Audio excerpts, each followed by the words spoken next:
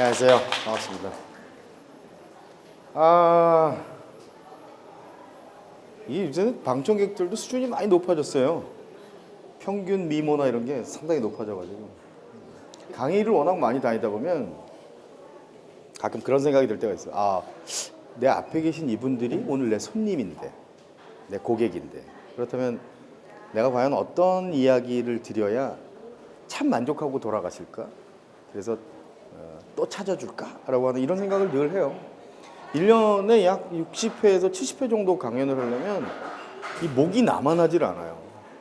이게 가능했던 게 뭐냐면 여러분들이 요새 청년 창업 얘기 워낙들 많이 하는데 창업에 관한 이야기 글을 썼어요. 장사의 신이라는 책을 쓴 저자이고요.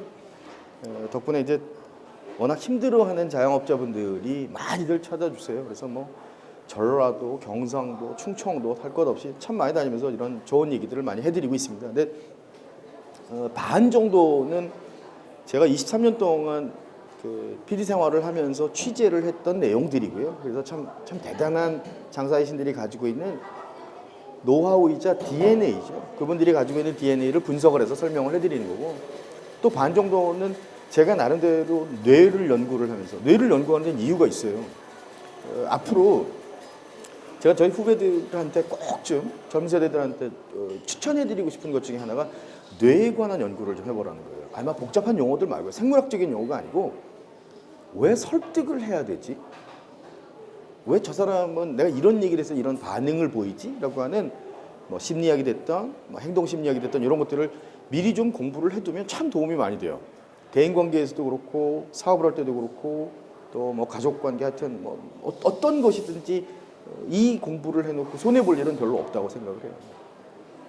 그래서 오늘 청산유수 두 번째 시간인데, 지난 시간에는 그동안 참 돈을 많이 벌었던 젊은 CEO들의 얘기를 참 많이 드렸어요. 이번은 교과서 같은 얘기를 좀 드리려고 그래요. 어떻게 하면 창업에 성공을 할 수 있는지, 그리고 내가 돈을 벌더라도 창피하지 않게 존경받으면서 돈 벌 수 있는지에 관한 이야기들을 좀 모아왔습니다. 여러분들 혹시 식당 같은 데 이렇게 딱 가서 반찬 이렇게 쭉 깔려서 나오면은 딱 드는 기분이, 첫 기분들이 어떠세요? 식당에 가서 이렇게 음식이 딱 깔린 걸 보면 그 집 수준이 좀 느껴지시나요? 식당에 가서 딱 먹으면? 그렇죠? 어떤 집은 가보면 라면 먹는 단무지에도 검정깨 조금 넣어가지고 고춧가루 좀 넣어서 조물조물 해주면 이게 이쁘잖아요. 이렇게 먹기도 전에 이뻐 보이고. 또 어떤 집 가보면 집게로 그 단무지 한 대여섯 개 잡아서 넣는 것도 대충 놓은 게 느껴지는 거예요. 한쪽에 막 식초 흐르고 막. 저는 그런 얘기를 하고 싶어요. 그러니까 장사도 그렇고 사업도 그렇고 결국은 내 인격을 파는 거예요. 내 인격을. 아무리 바쁘다 그래도요.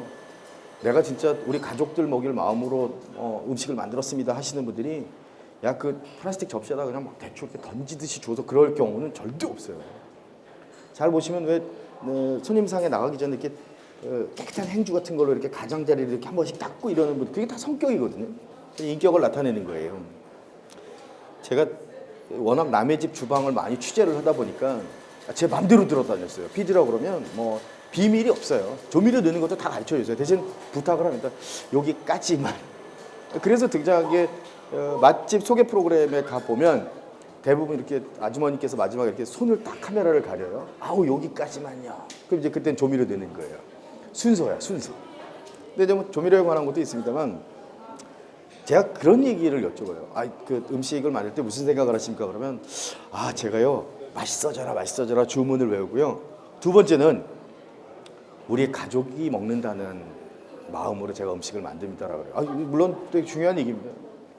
제가 이제 카메라가 다 꺼지고 나서 촬영을 하고 나면 나중에 밥을 먹으라 그러는데 밥을 먹고 가라 그럴 때 앉아서 밥을 먹다가 제가 쓱하니 여쭤봐요. 한번 뭐라고 여쭤보냐, 혹시 사윗감이 오신다 그래도 지금 이 음식 그대로 주실 수 있으세요? 그러면 장 봐와야지 그런다. 무서워요. 가족이라는 게 TV에서 나와서 우리 가족이 먹을 수 있는 음식을 내오는, 맞아요. 그건 남편 얘기예요. 남편은 먹여도 되는 건데 다시 제가 또 여쭤본다고요. 아니 그러면 혹시 손녀딸이 있으세요? 있죠. 우리 이쁜이 있어요. 손녀딸한테 먹일 수 있는 음식이세요? 아이 장 다시 봐와야지. 참 무서운 거예요. 이제 어쩔 수 없는 거기 때문에 재료를 좀 원가도 좀 아껴야 되고 뭐 여러 가지 노력들을 하셔야 되는데 사실 이 사실만 알고 있으면은 인생은 성공해요. 이 사실만 아면 내가 하는 모든 행동이 내가 하는 멘트, SNS에 올리는 글들, 또 이메일, 문자 하나하나가 결국은 내 스스로를 발가벗기는 거랑 똑같은 거예요. 내 인격을 드러내는 거예요. 그래서 그 사람이 만든 작품이나 뭐 미술 작품도 그렇고 음악도 보면 성격이 그대로 드러나잖아요. 그죠? 여자친구 그 멤버들은 참 착할 것 같아요. 음악이 이쁘잖아, 착하고. 아닌가? 제 생각은 하여튼 그래요. 드러난다는 거. 거울에 비춰진 듯이 내가 드러난다는 사실을 알고 있으면 인생에 크게 실패할 일은 별로 없을 것 같아요. 제가 근데 음식에 관한 이야기들을 하다 보니까 제일 중요한 게 말이에요. 요새 셰프들도 많이 나오고 그러다 보니까 쿡방, 먹방 뭐 이런 것들도 굉장히 좀 많이 히트를 치고 있고 특히 우리 젊은 세대들 같은 경우는 어떻게 하면은 내가 신분이 상승이 될 수 있을까라는 걸 고민을들 해요. 그러니까 사실 취업을 해서 15년, 20년 직장 생활한다고 그게 뭐 이렇게 큰 돈이 되고 이러지는 않잖아요. 근데 그러다 보니까 이제 나도 열심히 하면 백종원 대표처럼 혹시 되지 않을까. 요리는 못하지만 요리라도 좀 배우고 사업을 좀 배우면 되지 않을까라고 참 고민들을 많이 하세요. 저도 그래서 이제 대학에서 강연을 많이 하는데 제가 그럴 때마다 부탁을 하는 게 딱 한 가지가 있어요. 부탁을 하는 게. 식재료에 대한 공부를 좀 하면 어떨까요? 라는 얘기를 제일 많이 해요. 남들이 쓰는 무, 남들이 쓰는 당근, 남들이 쓰는 배추가 없어서는 이제는 사실 차별화를 볼 수가 없어요. 아예 힘들어요. 전략적 차별화라고 하는 건 쉽게 얘기해서 다른 집이 일반 무를 쓴다면 우리 집은 고흥무를 쓰고 다른 집이 그냥 파를 쓴다면 우리는 진도대파를 쓰고 뭐 이런 거예요. 주인이 예를 들어서 뭐 감자 샌드위치 요새 커피숍 이런 거 굉장히 인기가 많잖아요. 바리스타 자격증을 따고 커피만 할 수 없으니까 모닝하고 런치 메뉴로 샌드위치나 뭐 베이글 이런 걸 만들었어요. 거기다가 대부분 뭐라고 쓰냐? 그냥 점심 때 먹으니까 런치 세트, 뭐 베이글 세트 이렇게만 적어놓지 그 베이글을 뭘로 만들었는지 어떻게 만들었는지에 대한 설명이 없어요. 그게 불친절한 거예요.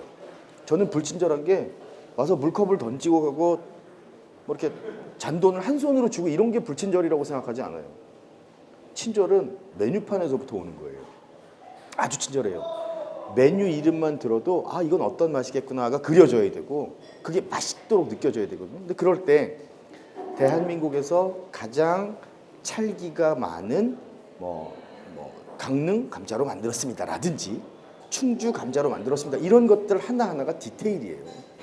결국은 그게 사람을 설득하고 고객을 설득하는 데 있어서 가장 중요한 부분 중에 하나예요. 제가 늘 얘기하는 게 이런 겁니다. 내가 제품을 팔아야 되겠다라고 하면 그냥 내 고객인 거예요. 내 손님인 거고. 내 고객이고 손님인 사람을 내 팬으로 만들기 위해서는 왜 우리 저 아이돌 팬도 있고 막 배우도 있고 팬이 있잖아요. 뭐 유아인 씨 이런 사람도 요새 인기 많대요. 송중기 이런 양반들. 그런 친구들처럼 팬이 많아지려면 제품을 팔아서는 힘들어요. 제품을 팔아서 마음을 줄 수 있어야 돼요. 마음을. 그래서 서로 공감을 해야 공감을 하면 감동이 생겨요. 딱 글자를 뒤집어 보면 공감과 감동은 한자 차이예요. 물론 한자는 다릅니다. 근데 서로 공감하지 못하면 절대 감동은 일어날 수가 없어요. 연애하는 사이도 마찬가지예요. 연애를 하는데 내가 저 친구의 입장을 이해를 하고 저 친구가 내 입장을 이해하고 서로가 주어진 상황에 대해서 공감을 할 수 있으면 그게 감동이 돼요. 스스로. 그래서 연애도 길게 하게 되는 거고 우리 결혼도 합시다가 되는데 공감이 자꾸 안 돼. 그러니까 나중에 뭐 보통 결혼한 분들이 이혼할 때도 이런 얘기들 많이 해요. 저희 성격 차이 때문에. 성격 차이로 쉽게 풀면 공감하지 못한 거예요. 서로가. 그리고 공감하려 노력하지 않은 거예요. 좋아하는 사이도 이런데 그렇죠? 아주 가까운 좋아하는 사이도 이런데 생전 처음 보는 사람이 가게 문을 열고 우리 집을 들어왔어요. 그 사람을 감동을 줘야 돼요. 그러니 물컵 하나, 종이컵 하나, 휴지 하나, 젓가락 하나 이게 얼마나 중요하냐면 국수집 갔을 때 제일 짜증나는 거예요. 정말 그럴 때 막 우라통이 터져요. 막 화가 치밀어 오고 미끈미끈한 국수를 먹으라고 젓가락을 주는데 젓가락이 더 미끌거려요. 짜증나. 특히 쫄면 같은 거 먹을 때요. 그 양념 묻힌 거에다 그 매끄러운 걸 잡으려고 그러면 다 올렸던 게 쭈르륵 하고 오르다 보니까 막 옷에 튀고 그러죠. 공감들 많이 하실 거예요. 짜장면. 짜장면에 스테인리스 젓가락을 주면 어떡하냐고. 이걸 유난히 깊게 쳐다보면서 연구를 하는 사장님들은 이렇게 변해요. 가만히 있어봐. 미끄러지는 걸 미끄러지지 않게 하는 방법이 뭐가 있을까? 그러니까 젓가락 끝에 이렇게 홈이 몇 개 파여 있어서 요철처럼 잡기 쉬운 걸 만들든지 아니면 끝이 더 뾰족해가지고 딱 예각이 만들어져서 무엇을 잡든지 놓치지 않게끔 만들어 놓는 것들을 만들어 놔요. 예를 들면 이런 게 공감인 거예요, 공감. 그죠? 그리고 여러분들 입장에서도 식당을 딱 가셨는데 그냥 소주 회사에서 협찬해주는 플라스틱 그것도 뜨거운 물에다 한번 찌그러진 그 컵을 그 물병을 주는 것과 스테인리스 딱 무광으로 돼가지고 들고 물 따르려고 그러면 차량차량 소리 나고 뭐 이런 걸 줬을 때 느낌은 어떤 것 같으세요, 여러분들? 그냥 물병만 봐도 스테인리스가 훨씬 고급스럽겠죠? 그럼 여러분들은 머릿속으로 계속 계산을 해요. 이 집은 내가 충분히 돈을 주고 먹을 가치가 있는 곳이야 라고 판단을 하는 거예요. 그래서 점수를 계속해서 가산점을 주기 시작하면 그게 축적이 돼서 내가 또 그 집을 갈 수 있는 거고 누군가를 데리고 가는 거예요. 창업의 기본. 디테일을 살리되 가장 핵심적인 건 식재료에 대한 공부가 선행이 돼야 돼요. 그리고 그걸 만들어내는 조리법이라고 하는 데서 차별화를 만들어낸다면 여러분들이 팥빙수 하나 갖고 1등 할 수도 있고요. 핫도그 하나 갖고도 1등 할 수 있어요. 최근에 전 세계에서 가장 돈을 많이 벌고 있는 한국인은 스시집을 해요. 스시집. 스시 체인점을 하시는 분이에요. 근데 그 대표님 같은 경우는 생각의 비밀이라는 책을 쓰신 분이세요. 김승호 회장이라는 분이 계신데 그 책을 보면서 제가 참 많이 놀란 게 이런 거예요. 음식은 내가 가장 신선한 상태에서 그것도 적극적으로 만드는 모습을 보여줘야 설득이 가능하다는 얘기를 하세요. 그 전까지는 편의점에 있는 도시락처럼 다 그냥 스시가 그냥 냉장고 안에 있던 걸 팔았어요. 이 회장님이 딱 한 가지를 바꿨어요. 사람을 세웠어요. 사람을 세우고 그걸 많은 모습을 보여줬어요. 그랬더니 지나가는 백인이고 흑인이고 황인이고 멕시칸이고 뭐 전부 다 사람들이 지나가면서 야 그거 맛있게 생겼다. 그리고 왜 우리는 김밥 천국 같은 데 가보면 김밥 많은 게 너무 익숙하잖아요. 후룩 많은데 외국 사람들은 그걸 보고 있으면 기절을 해요. 사람들 뭐 하는 사람들 어떻게 김밥을 저렇게 만들지? 동글동글한 예술품이 나오고 굉장히 궁금해들 한단 말이에요. 그게 결국은 이렇게 보여주는 행위 하나도 저는 굉장한 디테일이라고 생각을 하고 조리법이죠, 조리법. 원재료도 중요하고 그 재료를 어떻게 가공해서 어떻게 예쁜 음식을 만들어내냐까지도 굉장히 중요합니다. 제가 지난 시간에 이런 얘기를 참 많이 드렸어요. 앞집보다 똑같은 아이템을 하더라도 앞집보다 10% 싸고 20% 양이 많고 30% 친절하면 반드시 성공한다는 얘기를 했어요. 그렇잖아요. 앞집은 햄버거가 5,000원인데 우리 집은 4,500원이에요. 근데 우리는 50g을 고기를 더 줘. 또 거기다가 친절하기까지 해. 그 친절은 제가 말씀드렸듯이 이 햄버거는요 저희가 7시간 반 주고 치대고 이런 얘기가 아니에요. 수다스러운 게 아닌 배려예요. 종이를 딱 봤더니 벌써 커팅이 되어 있고 또 그걸 반을 꺼내서 이렇게 잘라서 말아서 먹을 수 있는 별도의 기름 종이가 하나가 더 들어있고 이런 것들이 디테일이거든요. 이 디테일을 살려주는 게 얼마나 무섭냐면 라면집에 가서도 내가 라면 하나 혹은 빙수 하나 갖고도 여러분들이 전 세계 1등 할 수 있어요.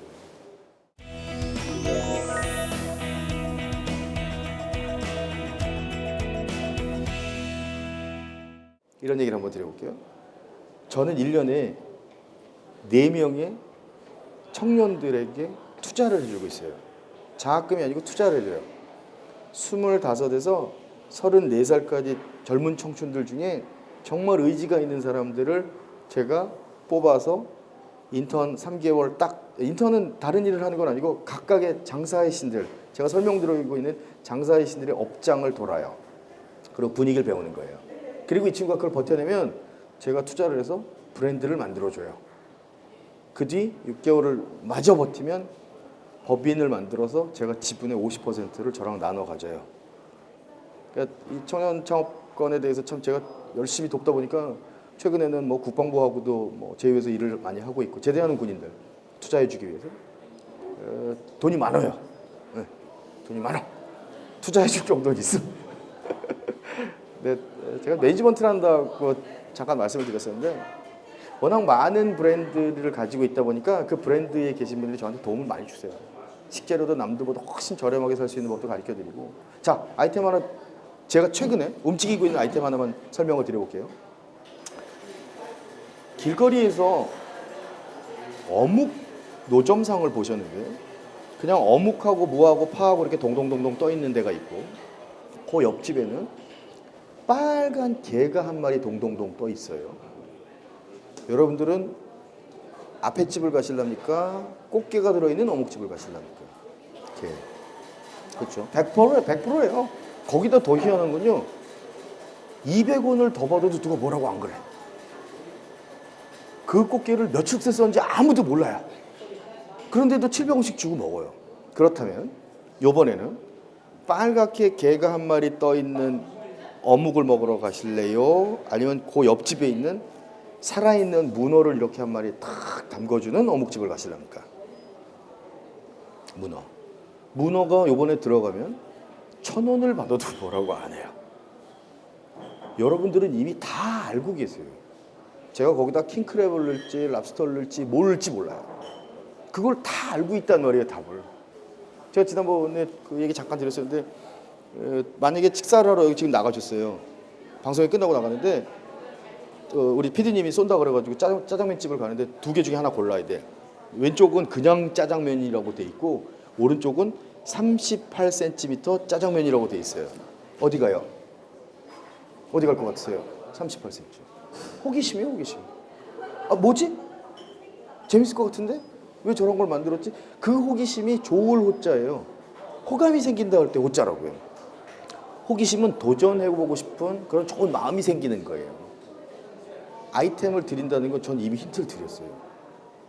캐치가 빠른 분들은 어묵 장사 하나, 딱 반평짜리 어묵 장사, 어묵 그 브랜드를 가지고 여러분들이 전국구가 될 수 있어요. 세상은 그렇게 많이 변했어요. 환경이 좋아졌어요. 그리고 진입 장벽이 굉장히 낮아졌어요. 한참 경기가 좋을 때는요. 청년분들이 창업을 해야 되겠다. 특히나 외식업으로 창업을 해야 되겠다라고 덤비면 임대료, 권리금 이런 게 너무 비쌌어요. 보증금은. 몇 억이 있어도 들똥말똥. 아버지가 전 재산을 다 몰아넣어도 될까 말까 했는데 지금은요. 주요 상권들의 매장들이 한 집 건너 한 집이 임대 문의가 붙어 있어요. 한 집 건너 한 집. 한번 잘 보세요. 그만큼 경기가 지금 안 좋아졌어요. 순환이 안 돼요. 순환이. 자금이 순환이 안 돼요. 그렇기 때문에 좋은 찬스들이에요. 왜 뭐 지하철역 앞이나 버스 정류장 같은 데 지나가다 보면은 화장품 가게 떨이도 있고 뭐 덤핑 물건 판다고도 있고 뭐 과일 싸놓고 파는 이런 집들은 그냥 하루하루 일세를 내요. 도전해보기 얼마나 좋아요. 제가 아까 말씀드렸잖아요. 아까 게를 넣는 것까지는 시중에 나와 있어요. 그 뒤에 문어는 안 넣었어요. 그러면 문어 넣으면서 사장님이 어떻게 해야 되죠? 아침에 문어를 탕에 넣을 때는 인증샷을 찍어야 돼요. 이렇게 넣는 걸. SNS가 폭발을 하겠죠. 문어 오뎅 드디어 뭐 출동, 뭐 스타트 뭐 이런 게 되면 서로 막 퍼져나가는 거예요. 세상이 그렇게 좋아졌어요.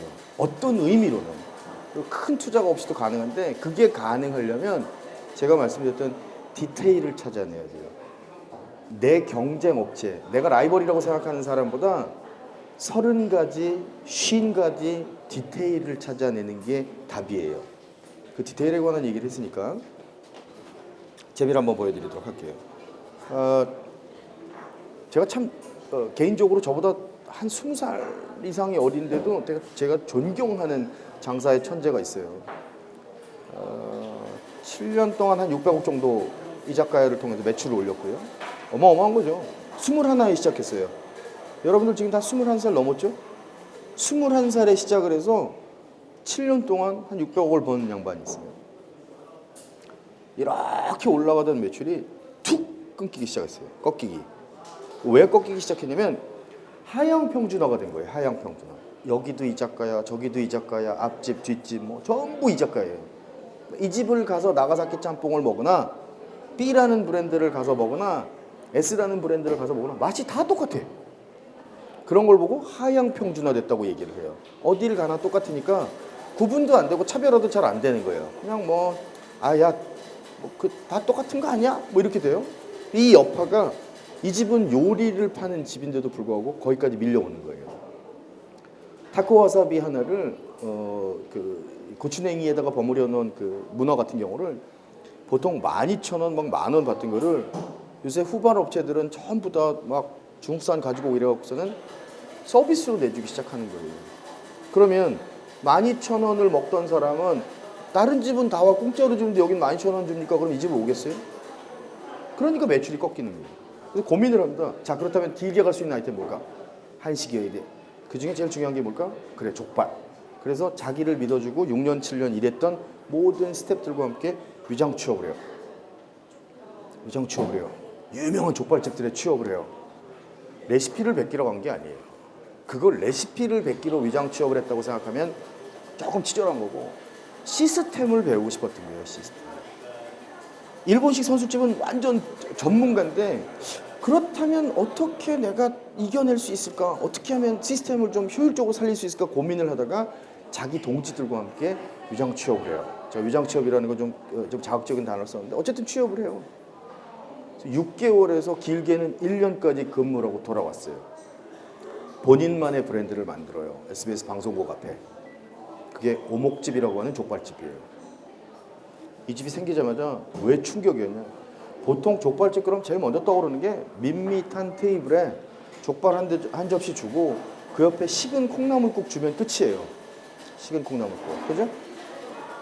이 집을 가보고 깜짝 놀란 건 테이블에 삼겹살집처럼 이렇게 화구가 불이 달려있는 게 불이. 그래서 이게 뭐지? 그러고 봤는데 주문한 족발이 나오기도 전에 이미 냄비 안에는 해물전골이 담겨 있어요. 오른쪽에 보시면 해물전골. 공짜. 에다가 무한리필이에요.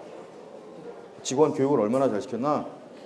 죄송한데 저희 국물 좀 더 주세요 하면은 보통은 국물 좀 더 주세요 그러면 고개를 돌려요. 2번 달라고 소리를 지르면 째려봐요.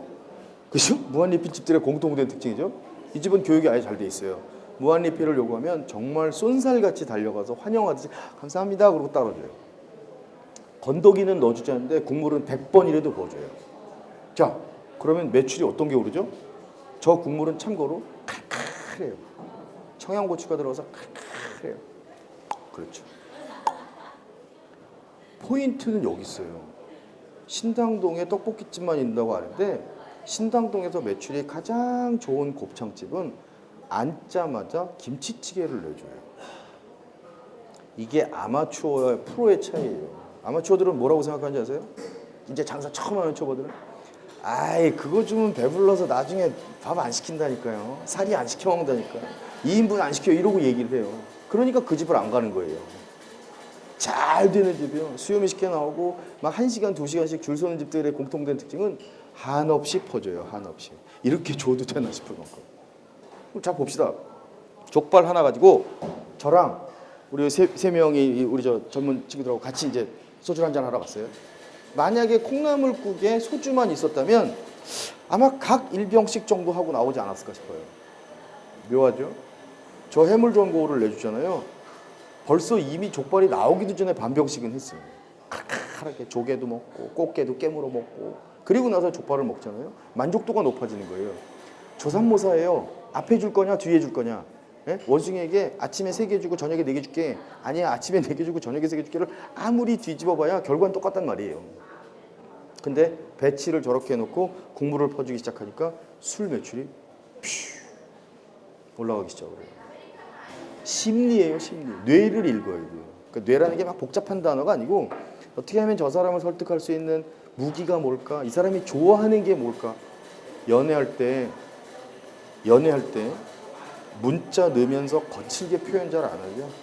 소개팅 딱 하고 왔는데 그 친구가 너무 마음에 들면 문자 썼다 지웠다 어떻게 하면 조금 더 이뻐 보일까 막 이런 거 고민하지 않나요? 근사해 보이려고. 안 그래요? 막 욕하고 그래요? 보통 그렇잖아요. 처음 만나고 그러면 점수 많이 따기 위해서 애를 쓰고 단어 하나도 골라 쓰잖아요. 사업이 그런 거예요. 사업이. 내가 어떻게 하면 이 사람에게 조금이라도 호감을 느끼게 할 수 있을까를 위해서 내가 기왕이면 조금 더 부드러운 단어, 예쁜 음식, 그리고 좋은 서비스 이런 걸 내는 거예요. 이게 포인트란 말이죠.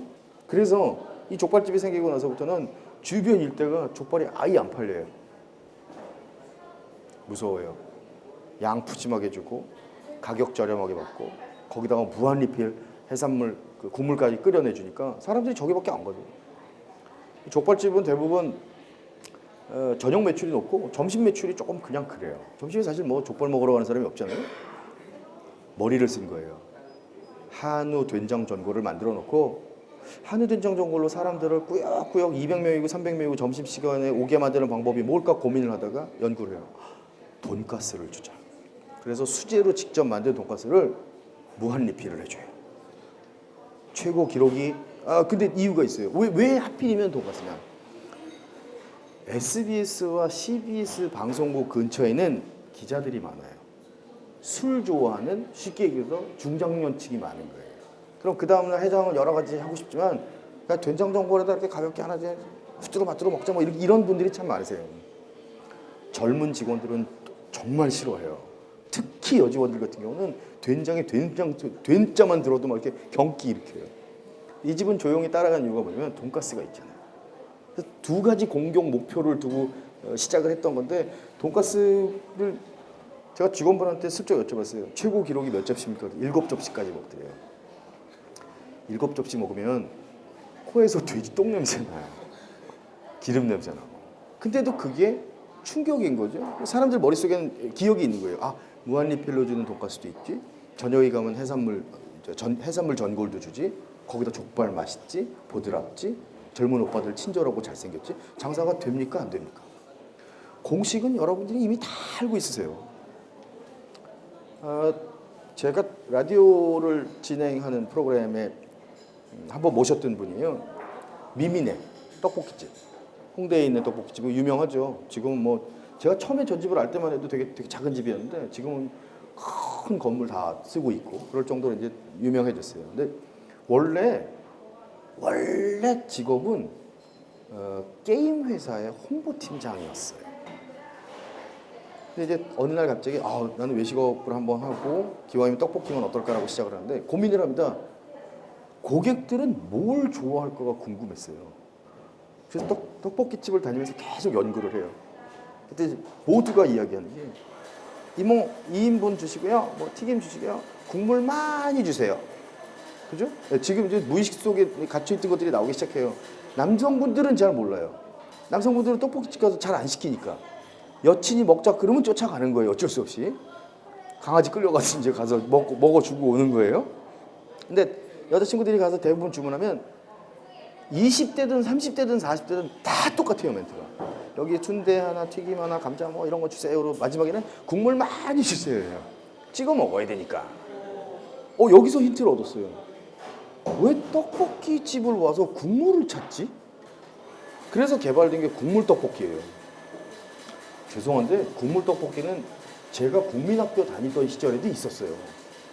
철판에 국물이 한참 있고 커다란 주걱 같은 걸로 이렇게 쓱 밀어주면은 그 이모 그땐 접시를 안 줬으니까 이렇게 밀어주면은 그 판에서 포크로 찍어갖고 먹어야 돼요. 이렇게 얌전하게.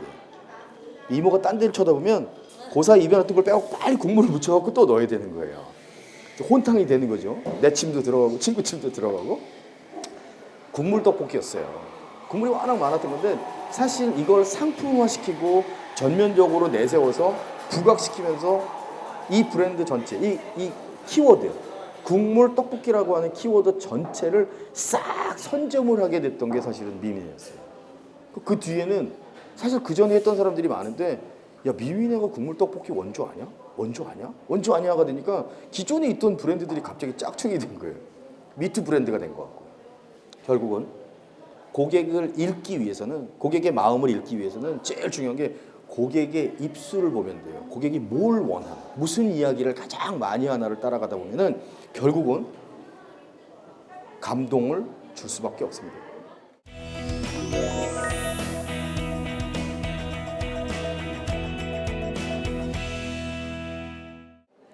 노가리집이 전국에 뭐 한 골목에 두세 개가 생길 정도로 많았어요. 천원 노가리집. 지금은 그래도 개수가 많이 줄었습니다. 왜냐면 영업이 잘 안 되니까. 뭐 겨울도 이겨야 되고 뭐 이러듯 웬만큼 좋은 상권이 아니면 참 버텨내기가 힘들어요. 하루는 깜짝 놀랐어요. 후배 녀석이 세상에 노가리집이 진화된 집이 하나 등장을 했습니다. 무슨 소리야? 또 이제 갔죠. 그 전까지 노가리는 이랬어요. 싼 거니까 알아서들 뜯어 드셔. 그래서 접시에다 그냥 통마리로 던져주면 우리끼리 찢어야 되는데 그게 아주 지랄 같아요. 특히나 조금 이제 냄새나고 이런 거 싫어하는 사람들은 그거 살 찢는 것도 귀찮고 가시 바르는 것도 귀찮고 그래서 노가리를 잘 안 시켜요. 물론 이도 현찮아지기도 했고요. 근데 저 집이 왜 제가 진화됐다라는 얘기를 하냐면 먹태와 노가리라는 집의 사장님인데 저 통마리를 가지고 와서요. 이 왼쪽에 있는 통마리를 가지고 와서 짝패를 가지고 와서 하나하나 분해를 해주는데 고객이 보는 앞에서 해체 쇼를 해요. 해체 쇼. 등심, 안심, 갈비살 이렇게 설명을 해줘요. 그러니 고객 입장에서는 편하죠. 제가 그 장사의 신이라는 책에 그런 내용을 쓴 적이 있어요. 주인이 고생을 하면 손님이 편해요. 반면에 주인이 편하려고 덤비는 몇 가지 아이템들이 있어요. 샤브샤브라든지 즉석 떡볶이라든지 알아서 해먹겠지 지들이 뭐 이런 아이템들이 있어요. 그러면 고객이 지랄 같아요. 귀찮아요. 번거롭고. 우리 모든 고객은 그래요. 남이 다 이 세상에서 제일 맛있는 살이 무슨 살이죠? 이 세상에서 가장 맛있는 살? 남의 살. 남의 살을 가장 맛있게 먹는 법. 남의 살을 가장 맛있게 먹는 법. 남이 구워주는 거. 남이 구워주는 거. 정말 끝까지 행복하기 위해서는 남이 사주면 돼요. 근데 저거 생선을 다 발라주고 부위까지 설명을 하고 찍어서 처음에는 마요네즈 찍어 드시고요. 두 번엔 고추장 찍어 드시고요. 세 번엔 간장 찍어 드시오. 라고 하면 기분이 좋겠어요? 안 좋겠어요? 앞집에 그냥 펼쳐놓는 노가리집을 그냥 알아서 뜯어먹어 하는 집을 가시겠어요? 해체쇼를 라이브로 해주는 저 집을 가시겠어요? 우린 답을 다 알고 있어요. 우린 이미 답을 다 알고 있어. 제가 그래서 영원한 레드오션은 없다라는 얘기를 많이 해요. 우리 뭐 그런 얘기를 많이 하죠. 김밥도 아이템 끝났고 뭐 스몰비어도 끝났고 다 끝났다고 얘기들을 해요. 정말 천재들은요. 레드오션 안에서 블루를 찾아내요. 가장 가능성 있는 이런 것들이 포인트예요. 만약에 한번 힌트를 한번 드려볼까요? 올 여름에 한번 빅히트를 치고 싶다. 어차피 지금 뭐 시청자 여러분들도 많이 계시니까 빅히트를 치고 싶다. 그럼 딱 하나예요. 작년, 재작년에 빙수로 엄청나게 히트를 많이 쳤어요. 그래서 뭐 설빙 뭐 이런 데 많이 생겼잖아요. 눈꽃 빙수 이런 거. 빙수집들이 많이 생기면 결국은 고객은 한정돼 있는데 나눠 먹어야 되죠. 찢어지죠. 나 혼자 독식을 못해요. 봅시다. 제가 아까 게를 뭘로만 바꿔도 확 문어로만 바뀐다고 매출이 온다 그랬죠. 주먹을 받는다 그랬죠. 요번에 그러면 빙수를 주는데 유리볼이 아니고 파인애플 껍질이나 석류 껍질이나 오렌지 껍질이나 무슨 껍질이나 이런 껍질에다 주면은 고객들이 재밌어 할까요? 안 재밌어 할까요? 그리고 사진 찍어요. 제가 현 인류를 지금 만 11세부터 39세까지를 제가 규정을 했어요. 호모 검색 구수다. 지네 집을 갈 때도 검색을 해요. 모르시는군요. 저희 또래 남자들은 내일 모레 50 정도 되는 남자들은 집에 갈 때도 내비를 켜요. 집 잃어버릴까 봐. 기왕에 안 막히는 길로 가려고 하는 거죠. 그러다 보니까 우린 모든 걸 검색에 의존을 해요. 검색에 의존을 하다 보니까 검색에서 걸리는 음식들이 나는 먹어보지도 않았는데 맛있어야 돼요. 이게 핵심이에요. 이게 뇌를 설득하는 가장 섹시한 방법 중에 하나예요. 디테일에 관한 얘기를 하면서 제가 인상적인 화장실이 있어요. 저는 들어가지 않았어요. 제 아내가 찍어준 사진이에요. 저는 여자 화장실을 엿보거나 그런 인간이 아니에요. 절대로. 요새 몰카 때문에 참 비참한 짓들이 많아지겠는데 오른쪽에 여자 화장실인데 제가 지금까지 만났던 모든 여성 고객들에게 질문을 좀 드렸어요. 식당에 갔을 때 가장 화가 나는 게 뭡니까? 라고 여쭤봤더니 대답이 다 똑같아요. 화장실 더러운 거? 예, 맞아요. 일종의 그것도 맞아요. 그래서 최근엔 트렌드가 여성들을 위한 파우더룸을 장악하지 못하면, 거기서부터 마음을 뺏지 못하면 절대 외식업은 끝이다라는 얘기도 해요. 더 있어요. 더. 남자들은 아닌데 여자들이 정말 불쾌한 일. 화장실에 가는데 휴지가 없어. 미치는 거예요. 그죠? 그래서 남친한테 막 전화해. 문자 날리고 휴지를 던져라. 경기도에 있는 한 만두집입니다. 휴지가 떨어지면 꽹가리를 3개 두들겨 달라고 돼 있어요. 아직까지 친 사람은 없대요. 아직까지. 근데 저걸 읽은 고객들은 되게 안심이 되지 않을까요? 물론 뒤에 휴지는 잔뜩 쌓여 있는데 내가 저 꽹가리를 치고 누군가 휴지를 가져다 주겠구나 하면 별거 아니에요. 달랑 그냥 똑같은 화장실에 딱 꽹가리 하나 걸어놓고 종이도 그것도 프린트도 아니고 손으로 적어놓은 게 전부 다예요. 이런 아이디어를 내는 사람들은 이 정도 마인드를 갖고 있습니다. 왼쪽에 딱 들어가면 신발을 벗고 들어가는 집인데 신발 책임집니다예요. 대부분 식당은요 신발 책임지지 않습니다라고 붙여놔요. 그래야 나중에 제가 가서 만약에 이 신발이 뭐 한 100만 원이다 그러면 신발을 잃어버렸다 그랬을 때 신고하고 분쟁이 생기지 않는 거예요. 적어놨으니까 경고문을. 그래서 왜 목욕탕 가면은 목욕탕이 수채구멍 빠지는데 아이들 머리를 넣으면 안 됩니다 이런 것들을 다 적어놓는 게 그런 거예요. 면도기 갖고 불장난하지 마세요 이런 것도 다 그런 맥락이에요. 사고 날까봐. 그런데 제일 중요한 건 뭐냐면 신발은 책임지겠습니다라고 해놓으면 고객들은 딱 되게 기분이 좋아지는 거예요. 오, 다르네? 신발 하나 갖고 다르다고 느낀 사람은 앞으로 나오는 김치가 됐던 단무지가 됐던 젓가락이 됐던 물통이 됐던 다 다르다라고 생각을 해요. 그래서 퍼스트 임프레션이라고 하는 게 그렇게 중요합니다. 제가 이번에 5월 첫 주에 다시 책이 나오는데 핵심 내용은 이거예요. 음식은 먹기도 전에 맛있어야 된다. 왜 맛있어야 되냐? 호모 검색 횟수라고 그랬잖아요. 이제는 걸려야 돼요. 이제는 걸려야 돼. SNS도 걸려야 되고 인스타도 걸려야 되고 하여튼 다 걸리려면 음식이 맛있어야 되는데 테스트를 한번 해볼까요? 제가 참 그냥 무작위로 뽑은 아주 쉬운 일본의 홈페이지예요. 일본 홈페이지. 이 보통 강연장 같았으면 이게 2장으로 나뉘어 있어서 일본의 예, 한국의 예 이래서 한국이 얼마나 이렇게 엉성하게 만드는지를 보여줬는데 이 사진을 이렇게 보고 있으면 좀 밝아서 그런데 그냥 이렇게 침이 쫙 고여요. 젓고치구 위에다가 여기 지금 달콤하고 짭짤한 소스가 쫙 흐르잖아요. 저걸 입에 이렇게 딱 한 입 베어 물고 입술에 묻은 소스를 마저 이렇게 빨아먹고 그리고 맥주 한 잔 딱 마시면 목이 막 따끔따끔따끔해지는 거예요. 행복이 뭐 별거예요. 그죠? 근데 대한민국에 있는 외식 브랜드들 홈페이지를 들어가 보세요. 이런 사진이 있나? 없어요. 전부 다 가맹점 문의, 몇 호점 돌파, 전부 뭐 프랜차이즈 넓히기 위한 것밖에 없지 음식이 맛있지 않다고요. 왜 이 얘기를 드리냐? 여러분들이 오프라인 상에서 이 땅 위에서 만들 수 있는 매장은 아무리 맥시멈으로 커봐야 지금 있는 수준에서 20, 30평 넣기가 쉽지 않다고요. 아버지가 한 100억씩 물려줬으면 혹시 모를까? 에? 우리 모두는 흙수저잖아요.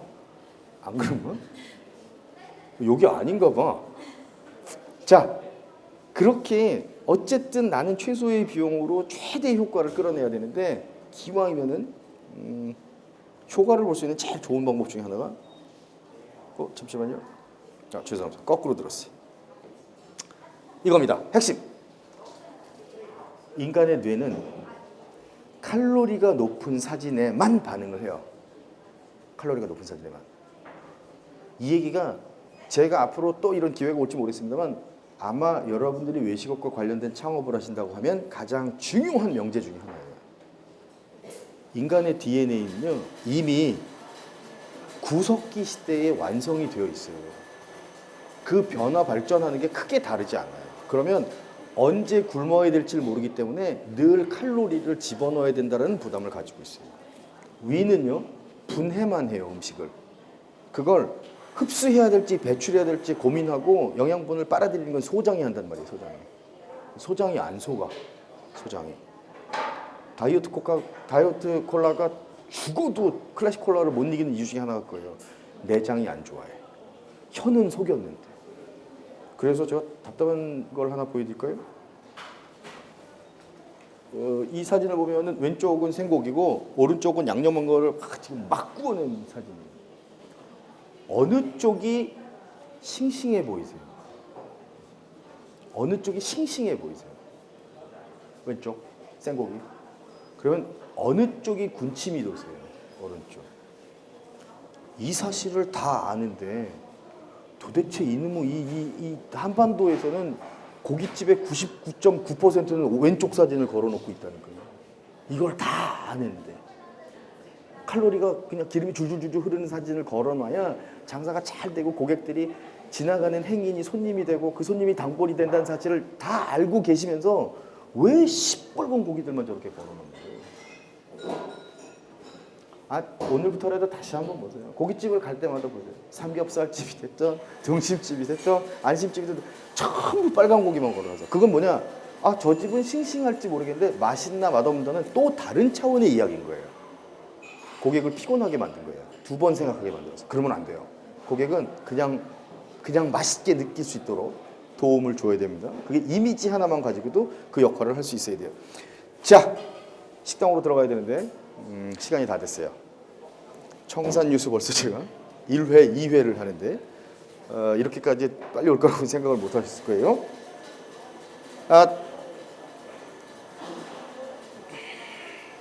자, 보통 여름철에 아까 제가 말씀드렸던 여름철 겨냥한 메뉴가 있고 겨울철 겨냥한 메뉴가 있어요.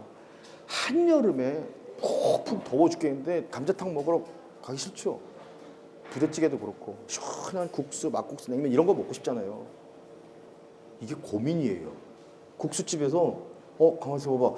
이게 추워지는데 우리 어떡하지? 그리고 메뉴 개발하면 하나를 추가를 해요. 하나 추가했더니 전혀 안 먹던 사람에 비해서 또 먹으러 오는 사람이 한 명 생겨요. 또 메뉴를 하나 늘려. 그 사람이 와서 훈수를 둬. 저 만둣국도 하면 좋겠네. 그럼 또 만둣국도 해줘. 순두부도 해줘. 중국 고사에 구맹주산이라고 하는 고사가 있어요. 개구자에 무서울 맹자, 그다음에 술주자에 사키산자예요. 무서운 개가 술을 시게 만든다. 술을 정말 잘 빚는 장인이 있었어요. 이상하게 이 집은 술이 맨날 재고가 쌓여서 쉬어버리는 거야. 식초가 돼버리고 팔리질 않고. 고민을 하다가 마을에 있는 현자 어르신을 찾아가요. 이름이 현자가 아니에요. 현명한 분이라 현자예요. 현인을 딱 찾아가는데 그분께 여쭤봅니다. 어르신, 저는 술을 정말 잘 빚는데 도대체 왜 저희 집은 이렇게 술이 맨날 남아서 이렇게 남아도는 걸까요? 그랬더니 그 어르신이 1초의 망설임도 없이 답변을 주세요. 혹시 무서운 개를 키우시나요? 술 심부름은 아이들이 다녔던 거예요. 이쁜 누나가 있는 집은 자주 가는데 밖에 개조심이라고 써있으면 절대 들어가지 않는 거예요. 저 이 고사를 외식업에 한번 빗대서 얘기를 해보면 아주 유명한 병원 근처에 있는 집이에요. 입지가 너무 좋아요. 유동인구고 소액에서 특 A상권이에요. 제 아내가 쓰러졌을 때 병원에 입원해서 보호자 입장에서 매일 밥을 먹으러 가면서 이 집을 한 번도 들어가지 않고 지나치다가 사진을 한 장 찍었어요. 이유가 뭐냐? 통돼지, 부대찌개, 바지락 칼국수, 콩비지, 만두, 칼국수. 요건 사진을 제가 반만 찍어온 거예요. 밑에도 많아요. 제가 볼 때는 저 글자 몇 개가 무서운 개 같아요. 이 집을 못 들어가게 만들어요. 왜 그렇죠? 왜? 뭘 먹어야 될지 모르는 거예요. 뭘 먹어야 될지 모른다는 얘기는 뭐냐? 이 집이 뭘 잘하는지를 모른다는 소리예요. 그래서 혹시나 내가 지나치게 계절 메뉴를 타야 되나? 혹은 한겨울 걸 파는데 내가 여름엔 어떤 메뉴를 넣지? 신제품들을 어떤 걸 도입을 해야 될지라고 고민이 될 때는 반드시 이걸 생각하시면 돼요. 뭐와 뭐를 잘하는지. 막국집이라고 하더라도 겨울 메뉴를 생각해서 보쌈과 막국수가 맛있는 집이라든지 막국수와 보쌈이 맛있는 집이라든지 하는 식으로 포인트를 두는 게 가장 중요하다라는 거.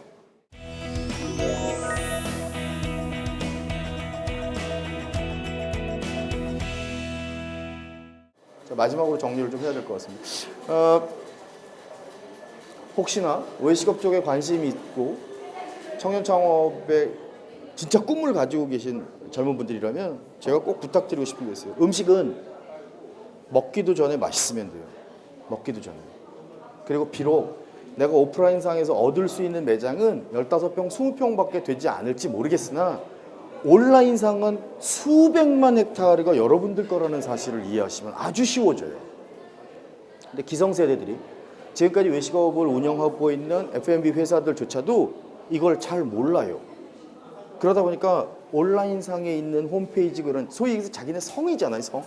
되게 엉성한 거예요. 내가 음식을 통해서 누군가를 감동을 주고 싶고 고객을 설득하고 싶다면 시각적인 요소, 특히나 먹기도 전에 맛있을 만한 상호, 메뉴 이름, 조리법, 식재료, 서빙 방법을 만들어내시면 대한민국 시장은 여러분께 드리는 거예요. 제가 오늘 힌트 너무 많이 드렸어요. 오늘 제가 이 강연료 받은 거에 한 100배쯤 되는 아이디어를 드린 거예요. 꽃게 대신 네, 다 아시죠?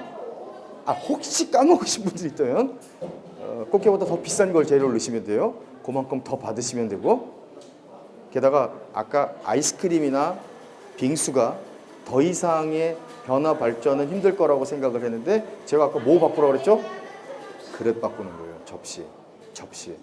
만약에 여러분 중에 제 방송을 들으시는 분 중에 단 한 분이라도 올 여름 그 많이 팔고 있는 소프트 아이스크림 기계에 석류 주스나 석류 파우더를 넣어서 여러분들이 석류 소프트 아이스크림을 만들어내는데 용기는 석류 껍데기. 석류 껍데기다 팔면 재벌 되겠어요? 안 되겠어요? 그렇습니다. 재벌 되셔서 여러분들이 이 자리에 와서 강의하실 수 있는 날까지 응원하도록 하겠습니다. 지금까지 한국형 장사의 신전자 김유진이었습니다.